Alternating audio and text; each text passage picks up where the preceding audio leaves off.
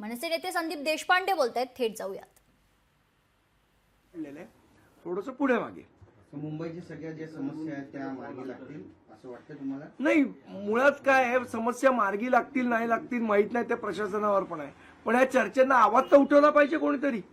जर तुम्ही आवाजच उठवणार नसाल चर्चांवर, तर मग त्याच्यामध्ये लोकांचे जे प्रश्न आहेत त्याच्यावर चर्चा कुठे होणार. आज कुठलंच माध्यम इथे अवेलेबल नाही की ज्याच्यावर चर्चा करावी लोकांनी. त्यामुळे हे माध्यम उपलब्ध करून देण्याचा आमचा प्रामाणिक प्रयत्न आहे.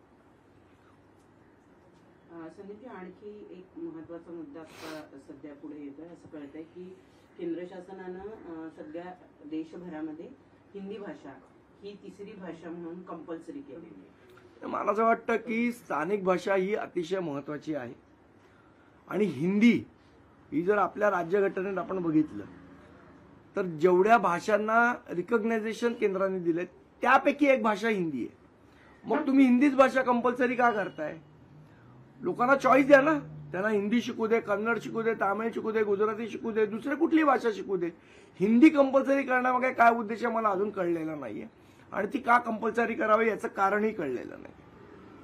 आज मुंबईमध्ये ठाकरे गट हंडा मोर्चा काढताय. आज के वॉर्डामध्ये सुद्धा अंधेरीला हंडा मोर्चा काढला जातोय. पाण्याची समस्या आहे म्हणून ठिकठिकाणी ठाकरे गटाकडून अशा पद्धतीनं मोर्चे निघतात. तुमची यावर प्रतिक्रिया काय? खरंच पाण्याचा प्रॉब्लेम आहे मुंबईमध्ये? जिथे समस्या असेल तिथे मोर्चे काढले पाहिजेत आणि काढावेत. काल निर्धार सभा झाली नाशकामध्ये आणि त्यामध्ये उद्धव ठाकरे यांनी असं म्हटलंय की छत्रपती शिवाजी महाराजांबद्दल इतका आदर असेल तर शिवजयंतीला देशभरामध्ये सुट्टी जाहीर करायला पाहिजे सरकारने. मला असं वाटतं आता काय उद्धव ठाकरेंचा स्वतःचा आवाज लोक ऐकतील की नाही ऐकतील माहित नाही. त्यामुळे बाळासाहेबांच्या आवाजात बोलावं लागतं. राजभवनाच्या जागेवरती शिवस्मारक बांधा अशी मागणी करतात. त्यांना आता इलेक्शन आहेत त्यामुळे रोज नवीन नवीन मागण्या सुचतात.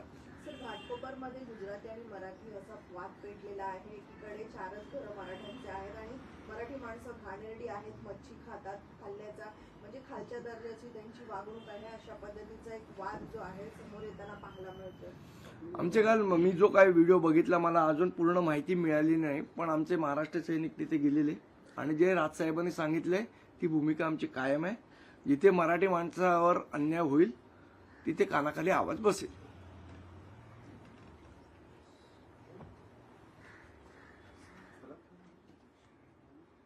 आपत्कालीन व्यवस्थेवर चर्चा होणार असं देशपांडे यांनी सांगितलेलं आहे.